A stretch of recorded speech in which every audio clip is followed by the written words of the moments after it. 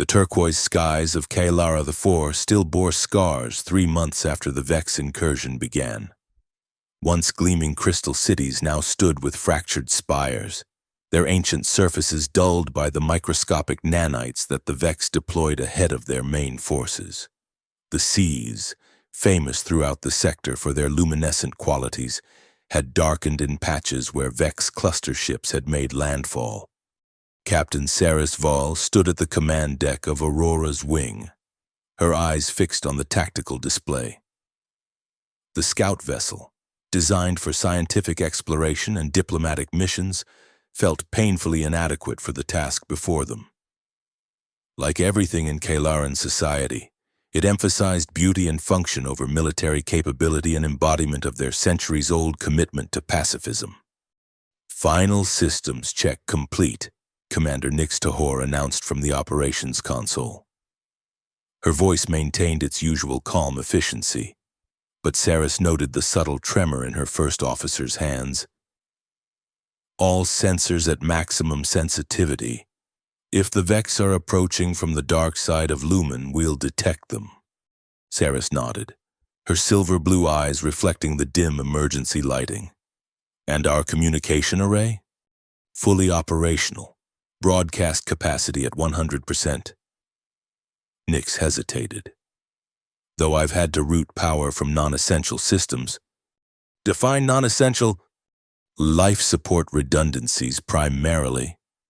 And the botanical laboratory." There was an apologetic note in Nix's voice.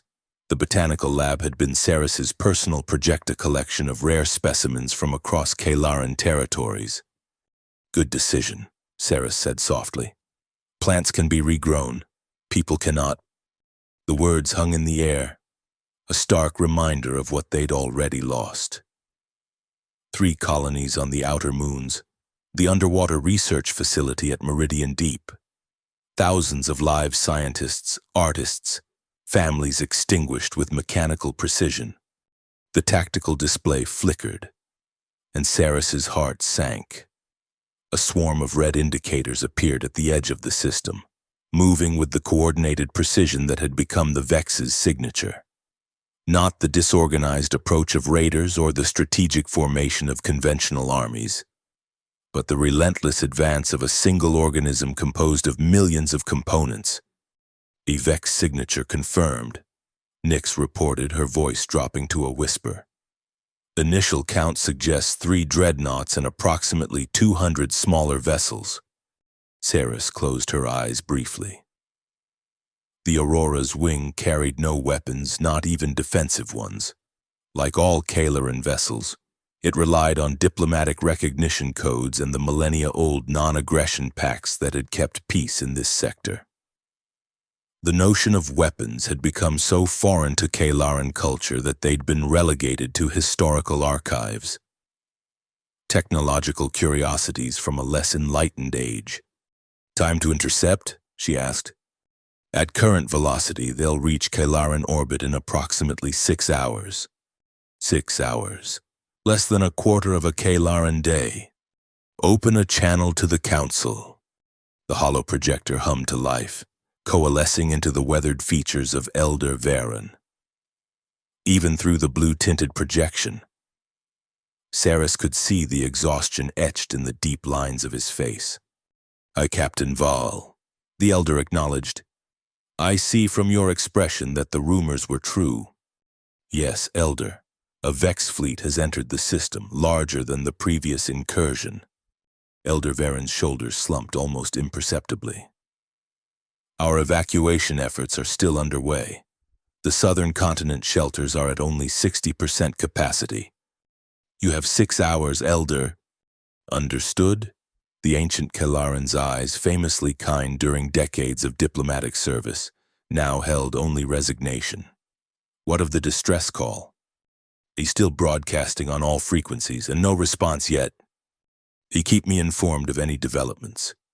The Elder paused. "And Captain, the Council has authorized emergency measures." Saris felt her breath catch. Emergency measures was carefully chosen terminology, avoiding the direct mention of defensive action. even now, with extinction at their doorstep. Kaleran linguistic traditions shied away from martial concepts. Understood. Elder Minaurora's wing will maintain its position as long as possible. The transmission ended, leaving Saris alone with the weight of unspoken expectations. She turned to Nyx. "I prepare a focused transmission to the Terran Federation outpost at Proxima Station. Include all our data on Vex movements and casualties." Nyx worked silently for several moments, then looked up with surprise. "Captain, there's an incoming transmission. Terran Federation protocols." Hope flared within Sarah's fragile, but present. The Terrans were newcomers to the galactic community, having achieved faster-than-light travel only 3 generations ago. Unlike the ancient species that populated most of the known worlds, humans still maintained military forces. Their reasons were widely debated in Kaleran academic circles. Was it cultural immaturity, evolutionary aggression, or simply practical caution? Whatever the case, it might now be their salvation. "On screen," Saris ordered. The image of a human male appeared older by their standards, with close-cropped gray hair and eyes that seemed to evaluate everything they saw. His uniform was adorned with symbols Saris couldn't interpret, though she recognized the insignia of the Terran Federation Navy. "This is Admiral Jonathan Kane of the Terran Federation vessel, Hammer of Saul. We've received your distress call. Captain Vol." Relief washed over Saris. "Admiral, thank you for responding. We have a Level 1 humanitarian emergency. The Vex have returned in force, and our evacuation is incomplete. We require medical teams, evacuation shuttles, and—" "We're aware of your situation, Captain." Admiral Kane interrupted, his tone measured but firm. "The Federation Council has classified the Vex incursion as a Class A threat to sentient life. We are responding accordingly."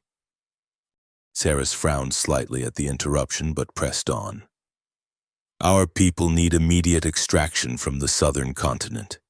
If you could coordinate with Elder Varen—" "Captain Vol," Kane said, and something in his voice made Saris fall silent. "We're not sending medical teams.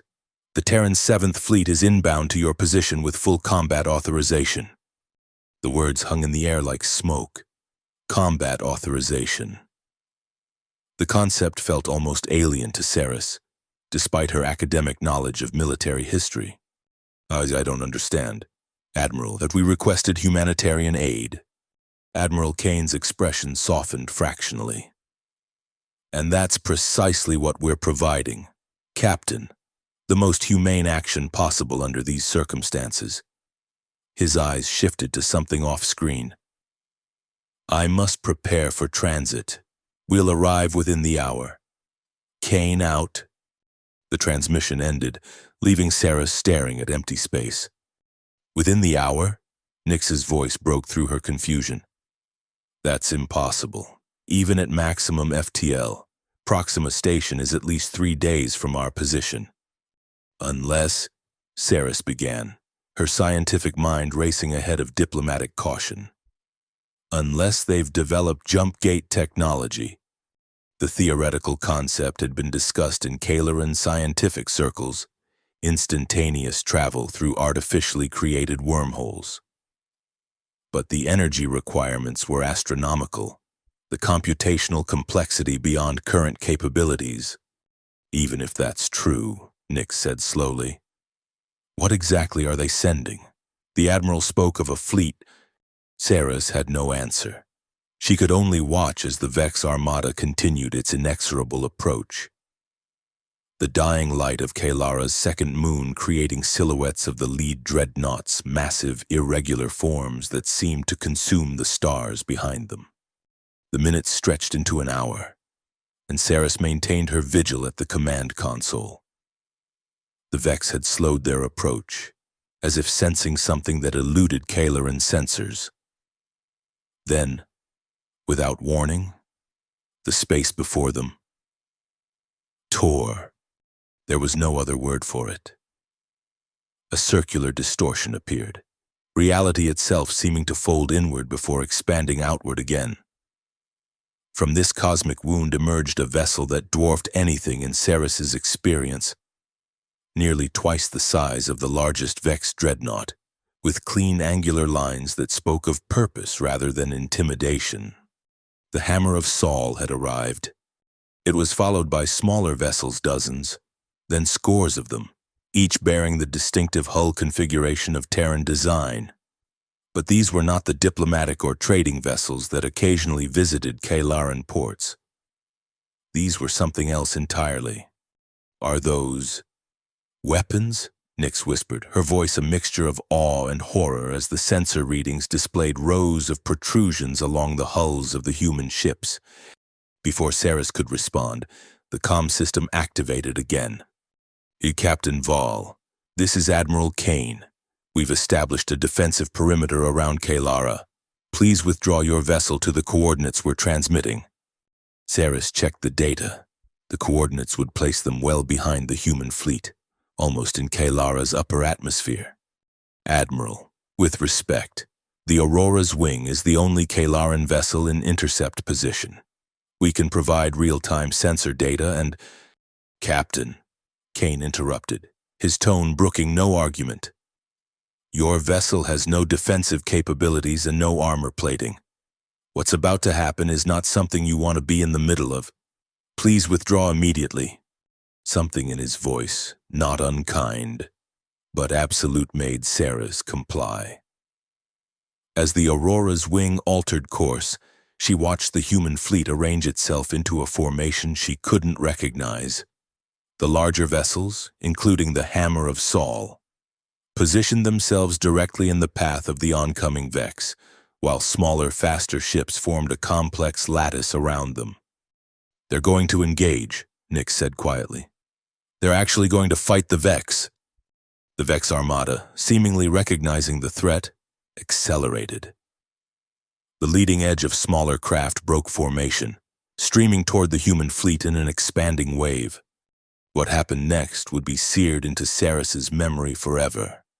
The human vessels opened fire, not with the energy weapons that Ceres had read about in historical texts, but with something far more primitive and somehow more terrifying. Solid projectiles, masses of metal accelerated to impossible velocity, tore through the void. Where they struck Vex vessels, they didn't so much damage as obliterate, converting kinetic energy into explosive force that shredded the alien craft. Rail guns, Nyx breathed, her academic knowledge supplying the term. They're using magnetically accelerated projectiles. The Vex, for the first time in Kalaran experience, seemed to hesitate. Their swarming approach faltered as the front line of their formation simply ceased to exist under the human barrage.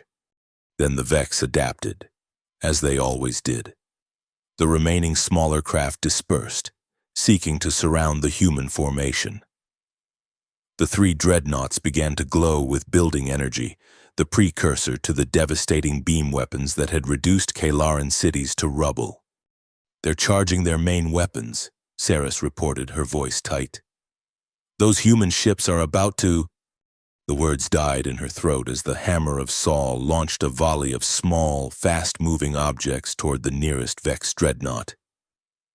They impacted against the massive hull, seemingly insignificant against its scale, then silent in the vacuum of space but unmistakable on sensors, came the detonations. Nuclear. The word surfaced from Ceres's historical studies, a primitive but devastating technology that Kalaran civilization had abandoned millennia ago. The Vex dreadnought, a construct large enough to house millions of individual components, cracked like an egg, its central mass split apart, secondary explosions rippling through its superstructure as power systems overloaded. In moments, the behemoth that had threatened an entire world was reduced to expanding debris. By the ancestors, Nyx whispered, horror and relief warring in her voice. The remaining Vex forces reacted with a coordination that reinforced their hive-mind nature. The two dreadnoughts advanced simultaneously, their escort craft forming a protective screen. But the human fleet was already moving. Smaller vessels darting between the Vex with maneuvers that seemed impossible for their size. Saris watched, transfixed, as the ballet of destruction continued. Human ships took damage, some were destroyed outright by Vex energy weapons, but they fought with a cohesion that matched their enemies. For every human vessel lost, dozens of Vex craft were eliminated. A proximity alert sounded, and Saris tore her attention from the battle. A small human vessel was approaching the Aurora's wing sleek with minimal armaments. "Captain, we're being hailed," Nyx reported. On screen, the image resolved into a human female in a uniform distinct from Admiral Kane's darker, with different insignia. Her expression was alert but not unkind. "Captain Val, I'm Colonel Elise Mason, Terran Marine Corps. I've been instructed to coordinate with you regarding ground operations."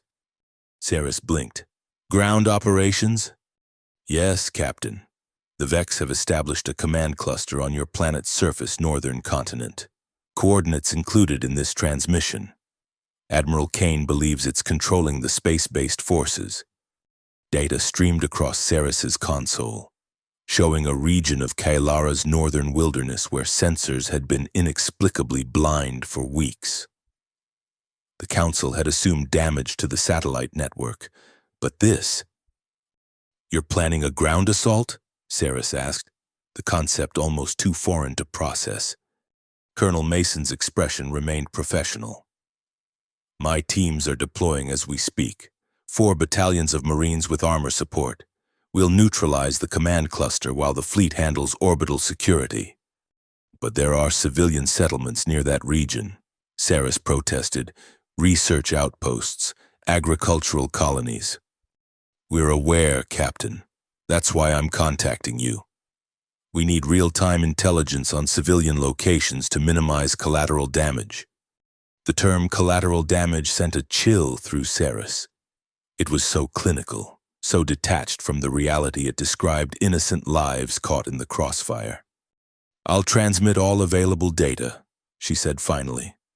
"But please, Colonel, those are my people down there. They've never experienced anything like this." Something softened in Colonel Mason's eyes. "I understand, Captain. My people are very good at what they do, and what they do, primarily, is protect civilians. That's why we're here." As the transmission ended, Saris found herself wondering about the contradiction inherent in the human officer's words. How did one protect by destroying? Was violence in defense of peace not still violence? The philosophical questions would have to wait. The battle in orbit had reached a new phase. The second Vex dreadnought was surrounded by human vessels, hammered by continuous fire from all directions. It fought back savagely, its energy beams slicing through several attacking ships. But the outcome seemed inevitable. The third dreadnought, however, had altered course. It was descending toward Kailara, accelerating with a purpose that triggered every warning instinct in Saris's mind. "It's making for the surface," she announced, already opening a channel to Admiral Kane. "Admiral, the third Vex capital ship is attempting to reach the planet. Its trajectory suggests—" "We see it, Captain." Kane's voice came through, terse with concentration. "Maintain your position." The hammer of Saul broke from the main engagement, pursuing the descending dreadnought with a speed that belied its massive size. Smaller human vessels formed up around it, creating a spear-like formation. The Vex dreadnought, sensing the pursuit, unleashed a barrage of energy weapons. 2 human escort ships vanished in silent flashes of light and debris, but the hammer of Saul pressed on, apparently undamaged by glancing hits against its hull. "What are they doing?" Nyx asked, watching the pursuit on tactical displays. "If that dreadnought reaches the atmosphere, the debris alone from any engagement could cause catastrophic damage to the surface." Saris had no answer, But she was beginning to understand the human approach. They fought with a calculated ferocity, accepting losses that would be unthinkable in Kalaran culture, but always with a clear objective. They weren't seeking to negotiate or contain the Vex, they were intent on complete elimination. The hammer of Saul closed the distance to the fleeing dreadnought. For a moment, nothing happened. Then, a section of the human flagship's hull reconfigured, plates sliding aside to reveal something that made the sensors on the Aurora's wing issue automated warnings. Energy buildup detected, Nyx reported, her voice rising. I've never seen readings like this. What happened next defied Saris's scientific understanding. A beam of concentrated plasma, so intense it appeared solid, lanced from the human vessel. It struck the Vex dreadnought with surgical precision, not on its hull but at a specific junction where sensors indicated a power core would be located. The dreadnought didn't explode. It simply ceased to exist. The beam appeared to cut through its entire structure, converting matter to energy in a reaction that rippled outward. Where a mountain-sized vessel had been, there was now only a rapidly expanding cloud of superheated particles. Silence fell over the Aurora's wings command deck. "What was that?" Saris finally whispered. "Unknown weapon type," Nyx responded, her technical training asserting itself despite her obvious shock. "Some form of directed plasma, but the energy output exceeds anything in our databases." The comm system activated again. Admiral Kane's face appeared, showing signs of strain but no uncertainty. "Captain Vol, the immediate orbital threat has been neutralized. We're moving to support ground operations." Saris found her voice. "Admiral, that weapon, what was that?" A shadow crossed Kane's features. "Experimental technology, Captain. The plasma lance was developed specifically to counter Vex shield systems." He paused. "It's not something we deploy lightly." Before Saris could respond, Colonel Mason's channel opened in a split-screen configuration. "Admiral, ground forces have engaged the Vex perimeter. Heavy resistance, but we're advancing. Request orbital fire support at these coordinates." Coordinates flashed across the display, a precise grid covering the suspected Vex command center, but also encompassing at least 2 Kylaran research outposts. "Colonel," Saris interjected, "there are Kylaran facilities in that target zone. Our people were evacuated 3 weeks ago, Captain." Mason responded, her eyes meeting Saris's through the transmission. "Or taken by the Vex, either way. There are no Kylaran life signs in the immediate target area. We've checked." The methodical certainty in the colonel's voice left no room for argument. These humans had planned their operation with a thoroughness that spoke of experience fighting wars that Kylarans had only read about in ancient texts. "Understood," Saris conceded. "Proceed." What followed was a demonstration of combined arms warfare that would have been academic interest to Saris before today. Now, watching it unfold on her homeworld, it was a horror and a salvation simultaneously. Human ground forces advanced with mechanical precision, using armored vehicles and infantry in coordinated pushes. When they encountered heavy Vex concentrations, they called in strikes from orbiting vessels, precisely targeted kinetic impactors that created localized devastation without wider environmental effects. The Vex fought back with the adaptability that made them so dangerous. New forms emerged from their compound, larger, more heavily armored versions of their standard units, equipped with weapons that could disable human armor or create localized electromagnetic disruptions. But the humans adapted in turn. When electronic systems were compromised, they switched to mechanical backups. When armored vehicles were immobilized, infantry deployed with shoulder-mounted weapons that could penetrate Vex biomechanical shells. Saris watched it all through the Aurora's wings sensors. feeling increasingly like a spectator to her own world's fate. The violence was terrible, yet precise, a surgeon's knife rather than a bludgeon. Hours passed. The battle on the ground reached the central Vex compound, a sprawling structure that had once been a Kalaran botanical research facility, now transformed by Vex biotechnology into something alien and threatening. "Admiral," Colonel Mason's voice came through, now strained with exertion. "We've reached the command node, but the Vex have activated some kind of planetary-scale weapon. Energy readings are off the charts." Ceres's sensors confirmed a massive power buildup emanating from the Vex compound, with tendrils of energy reaching into Kalara's crust. "They're going to destroy the planet," she realized aloud. "If they can't have it, no one will." Admiral Kane's expression hardened. "Colonel, pull your forces back to minimum safe distance. Captain Vall, I need you to move the Aurora's wing to a higher orbit immediately." Understanding dawned on Ceres. "You're going to use the plasma weapon again?" "Yes." The single syllable contained volumes, acknowledgement of the destruction to come, regret for its necessity, determination to proceed regardless. "That's Kalaran soil, Admiral," Ceres said, knowing even as she spoke that her objection was futile. "Sacred ground, if there's any other way." "There isn't, Captain," Kane interrupted, not unkindly. "The weapon the Vex are activating will crack your planet's mantle. Billions will die. I need your vessel clear of the engagement zone, now."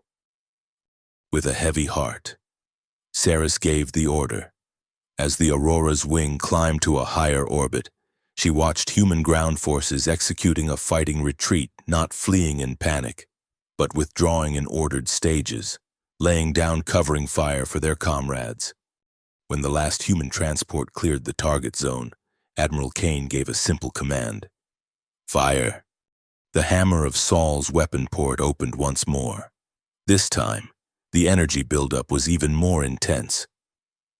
Sensors on the Aurora's wing automatically dimming the visual feed to protect the crew's vision. The plasma lance struck the heart of the Vex compound with apocalyptic force. It didn't merely destroy the alien structure, it vaporized it, along with several square kilometers of surrounding terrain. The beam continued downward, boring into Kalara's crust before finally dissipating. For one terrible moment, Ceres feared they'd caused exactly what they'd sought to prevent, the destabilization of her world's geology. Sensors showed shockwaves propagating through the planet's crust, tremors that would register as major seismic events. But then, stillness. The Vex energy signature flatlined. Planetary sensors, which had been giving erratic readings for weeks, suddenly cleared. All across Kalara, Vex units simply collapsed, their controlling intelligence gone. It was over. The silence that followed felt sacred somehow, a moment of transition between what was and what would be. Ceres found she couldn't speak, could barely breathe. Her world had been saved through means that violated everything her culture stood for. "Captain Vale," Admiral Kane's voice broke the silence. "I regret the damage to your world, but the Vex threat has been eliminated." Ceres looked at the smoking crater that had once been pristine wilderness, a wound on Kalara that would take generations to heal. "You asked for humanitarian aid," she said finally. "This is what you meant." It wasn't quite a question, but Kane answered anyway. "Yes, Captain. In our experience, the most humane response to the Vex is complete eradication. They don't negotiate. They don't retreat. They consume until nothing remains." "Like a disease," Ceres murmured. "Exactly like a disease. And sometimes treating a disease requires radical measures to save the patient." Ceres wanted to argue, to reject the clinical justification for such destruction. But the evidence was before her. Her world still existed. Her people would survive. Without the human intervention, both would have been lost. "What happens now?" she asked instead. Now, Kane said, his voice softening slightly. We help rebuild. The Federation has allocated substantial resources for Kalaran reconstruction. Medical teams, engineering corps, agricultural specialists, all the aid you originally requested. After ensuring there was still a planet to aid. Yes, in the days that followed, Saris witnessed a transformation in the human presence around Kalara. The warships remained in orbit, vigilant for any resurgence of the Vex. But they were joined by vessels of a different kind: hospital ships, construction platforms, research stations. Human personnel descended to the surface in waves, not armed Marines this time, but doctors, engineers, and scientists. They brought with them technologies that accelerated healing, both of the land and of its people. Soil decontamination systems eliminated Vex nanites. Prefabricated shelters expanded into permanent structures.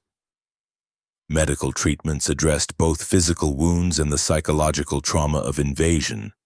1 week after the battle, Saris found herself in a meeting with Elder Varen and Admiral Kane in what remained of the Council Chambera, once magnificent hall of crystal and living wood, now supported by human-made scaffolding. The reconstruction efforts exceed our most optimistic projections. Elder Varen was saying, his ancient voice stronger than it had been in months.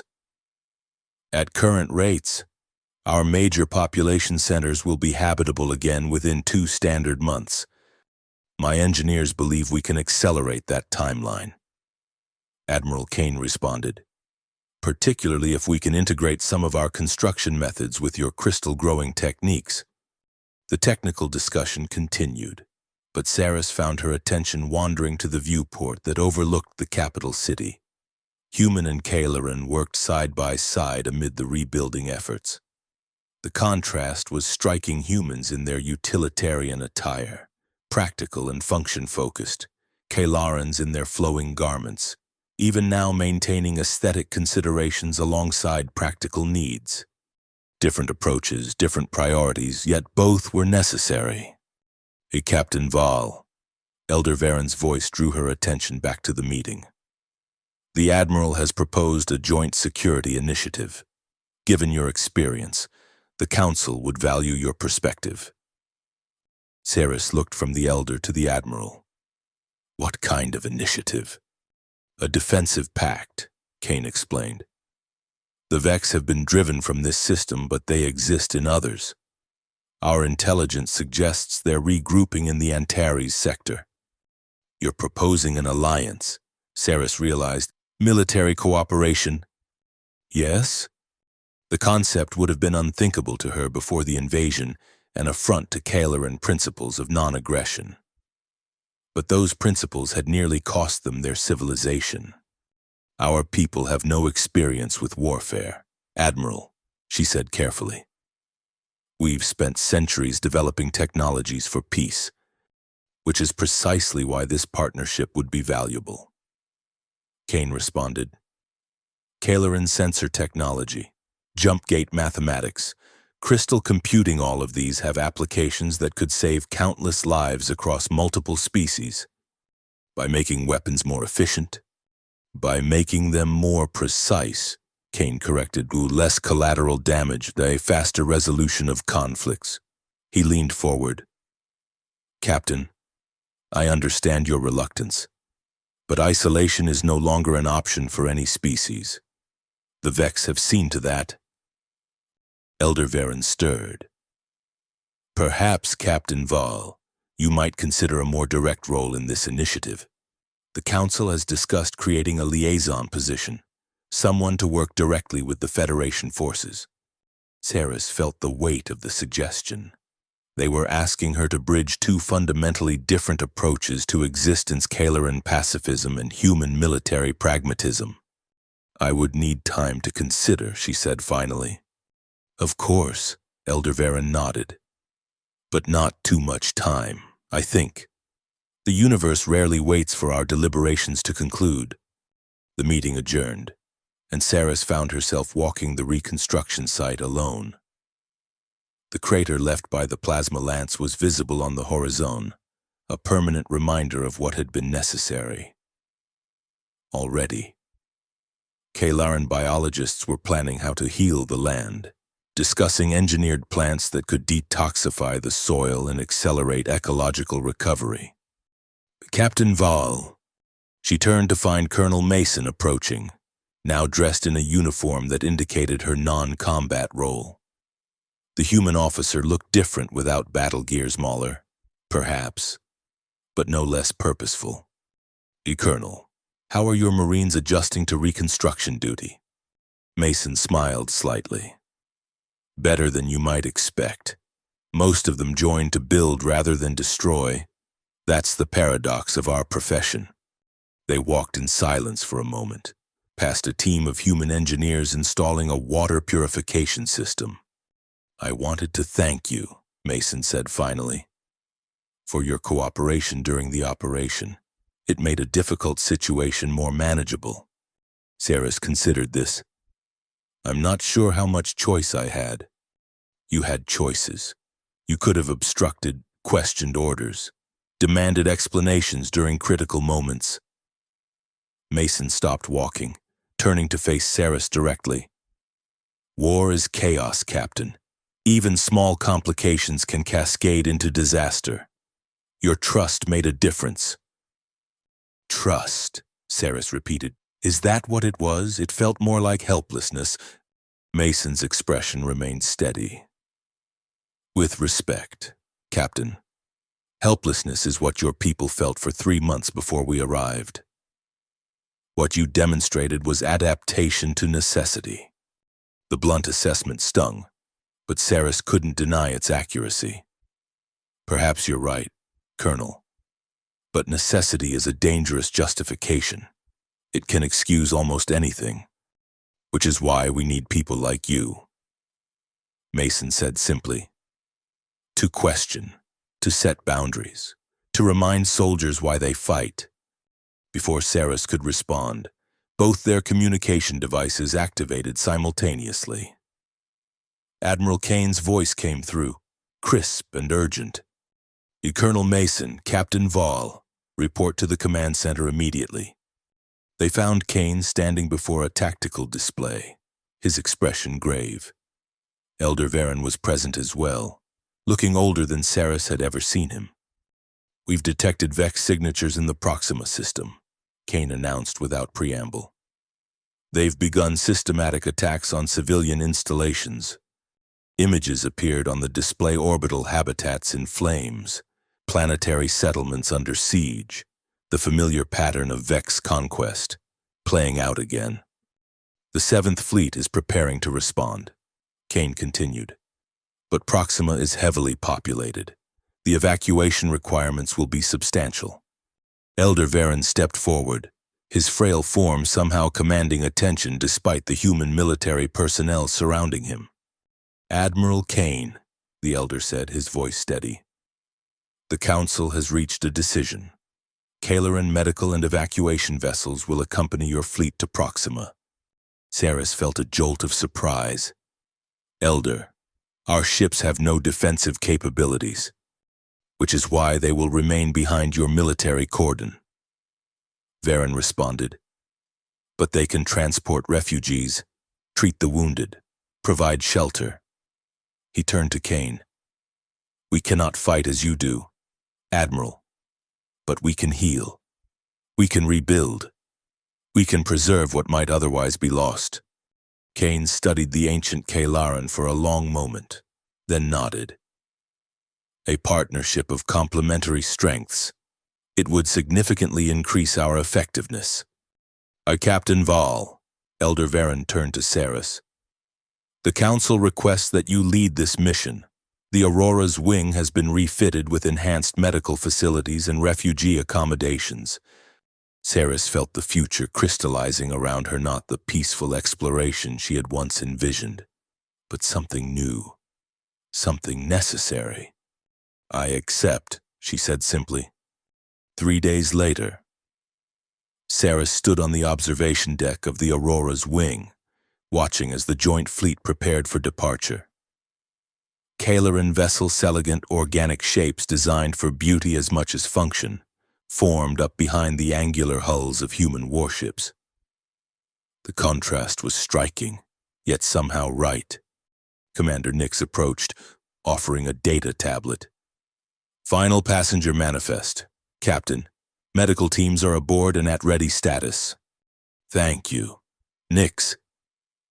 Sarah scanned the information, noting the mix of Kalaran and human personnel. Integration was already beginning at the operational level. Human security specialists aboard Kalaran vessels. Kalaran medical teams assigned to human ships. The Hammer of Saul signals ready for transit. Nix reported, Admiral Kane requests confirmation of our status. Saris looked out at the assembled fleet once more. Behind them, Kailara was healing, its wounds visible but mending. Before them lay Proxima, and beyond that, countless worlds where the Vex might strike next. She thought of the Vex command center, erased from existence. The violence of it still troubled her, but she had come to understand its necessity. Sometimes healing required cutting away what could not be saved. Signal our readiness, she instructed, and open a channel to the fleet. When the communications network indicated all vessels were connected, Sarah spoke the words she had prepared, not a military address as humans might recognize it, but a Kalaran invocation adapted to their new reality. We journey to heal what has been broken, to shelter what is threatened, to preserve what might be lost. Our vessels carry not weapons but hope, not destruction but renewal. She paused, then added the phrase that Admiral Kane had suggested, a bridge between their cultures. And where hope and renewal require protection, our allies stand ready. Together, we ensure that life continues. As the jump gates formed before the fleet tiers in reality that would carry them across impossible distances, Saris felt not resignation but resolve.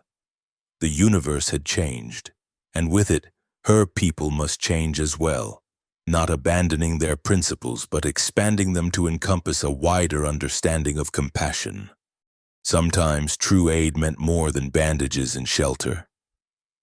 Sometimes it meant fighting for those who could not fight for themselves. The Vex would find this lesson waiting wherever they struck next.